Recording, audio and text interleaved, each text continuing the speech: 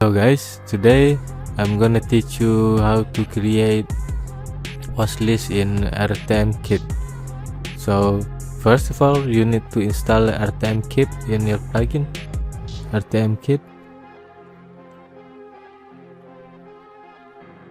you need to install it, RTMKit, and then you create page, and you can go to your page, and when you scroll down, there is in RTMKit general, there is a post list. You can drag and drop it. Post list, it will show the post that you already created automatically, so you can change the content, how to content. You can change on the right, you can show the title here, you can hide it, you can show category, you can add more word in here like that one, 20 here. Crop title by word, you can change it by 5,